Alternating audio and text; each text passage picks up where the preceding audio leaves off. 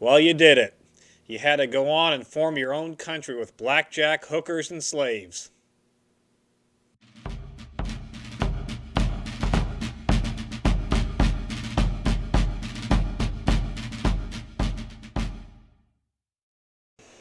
Hello, and welcome to a very cold episode of Civil War in Hindsight. I'm Lieutenant Tommy, and with me, as always, is Prospector Johnny. I'm already so cold, my brain's not functioning the right way, and you can see my breath, and whew, Yeah, winter's this is here. But winter. I am sure that this week we have some good news that will warm us up a little bit, warm our hearts as we come back together as a country. Yeah, or the exact opposite, because it's all going to start on February 8th, 1861, when the Southern Convention at Montgomery, Alabama, adopts the Confederate Constitution. There is now, I guess, two official countries. We have the United So States, and they named themselves the Confederate States of America. So the kind of, Confederate States of America. yeah, Okay. kind of a lame name. I mean, it's not great. No.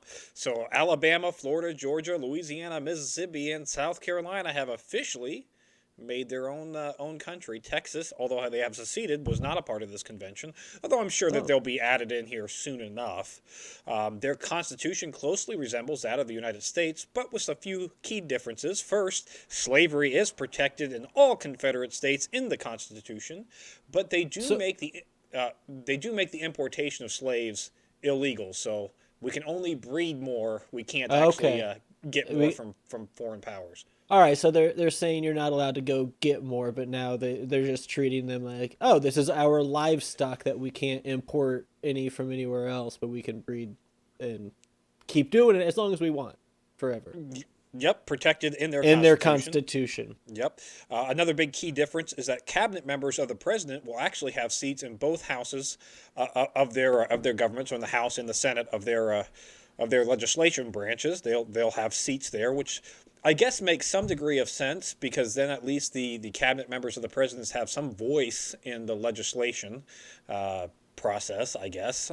But Okay. there's that. And the final thing, the big key difference that they have is that the vice president and president will serve terms of 6 years with no possibility of reelection. So Huh. Just that one's not averaging too it bad. out.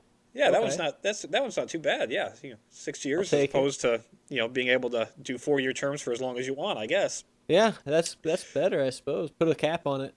put a cap on it. Yep. The But conventions. that would mean that we would have 2 more years of Buchanan doing absolutely nothing about any of this, so I don't know. I don't know if I like that one. No.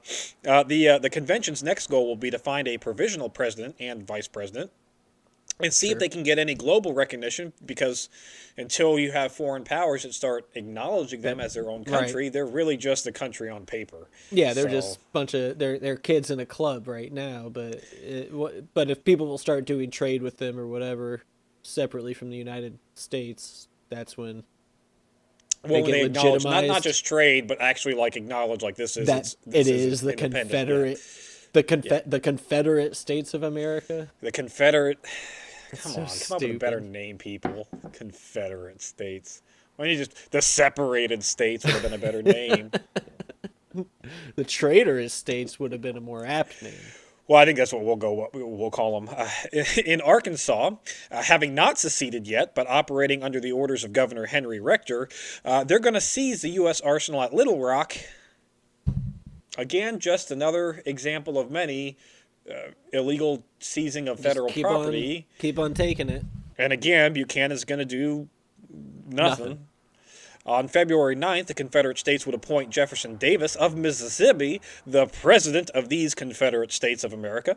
All right. Davis was a former Secretary of War in the United States and a former senator, and was seen as a moderate voice amongst the Democrat Party. Not quite so radical as the extremist separatists, but Sure.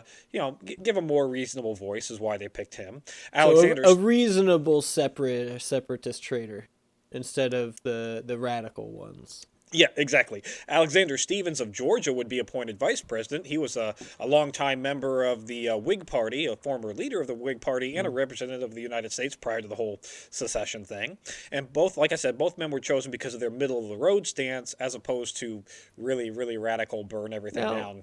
kind of Now that stance. seems like an odd choice for a bunch of states that have just seceded, created their own country, and started taking federal land. Why would they go for a moderate approach? What they're doing Well, is pretty extreme. right? I think Jefferson Davis, the point there is that he, at least as Secretary of War, has some overall military strategy. I think they're under Okay, I mean, let's be realistic. they At know that some point, there's gonna be there's war. probably going to Yeah. be a war. I mean, there's going to be shots fired at some point. There has to be. Eventually, the United States Eventually. is gonna stop letting them get away I with do. this, right? I do have to Okay, note that so these are appointed military. positions. There has been no election Oh. as of yet, and there will be later elections.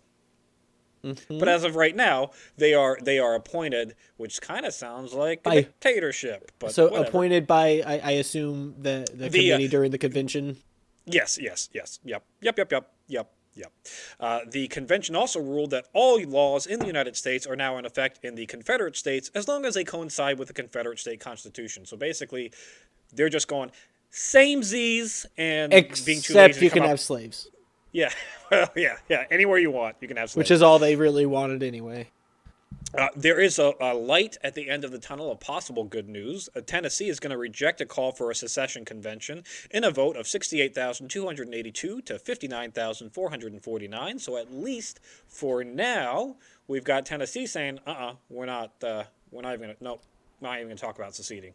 All right, so we're finding out just how far north this ideology kind of permeates as we go along with these votes. It seems like the states right now that are bordering directly, like a slave state that's directly bordering a non-slave states, they're the Hmm. ones that are kind of at least saying, for right now, let's hold off. Yeah, On February 10th, Jefferson Davis, while assisting his I wonder if that's because they know they're first in line for to get the shot at, armies to start coming in and, That- invading.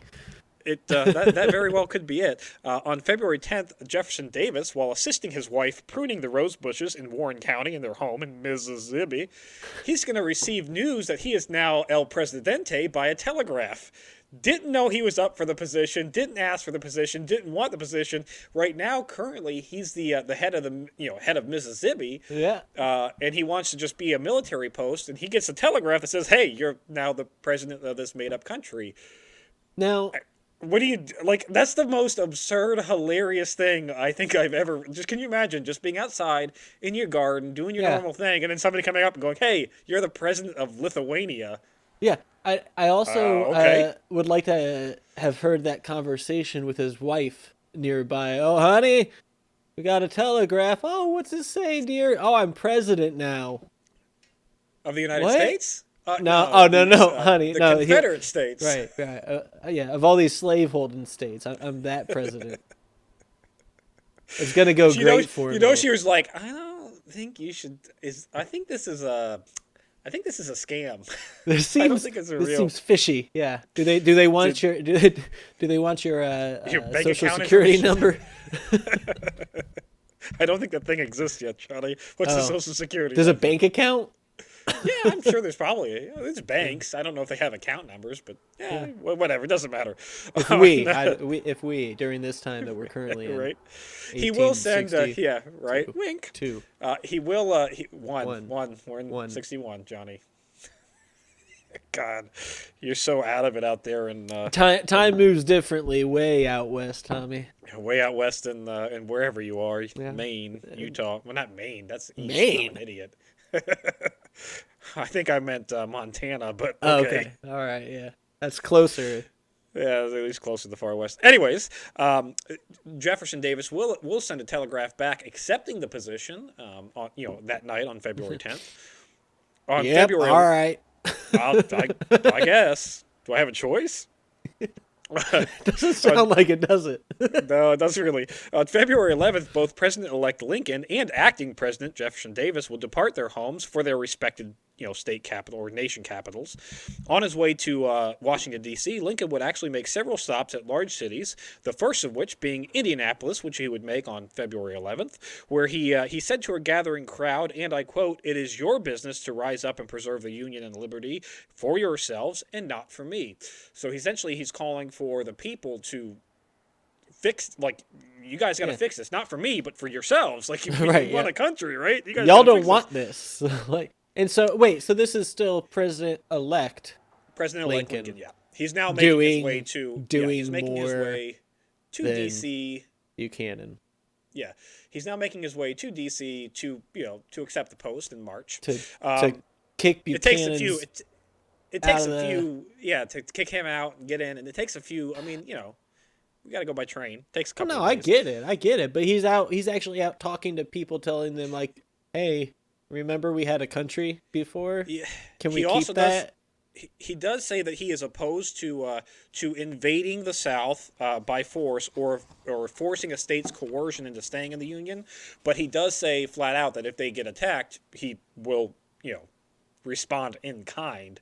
So he's essentially still trying to negotiate a some kind of A peaceful peace to a resolution. degree, some kind of peaceful resolution. But he also does remind, like, look, you can keep your slaves where they are, but we're not expanding it. So don't. Yeah. He's like, Just get- mess around and as- find out.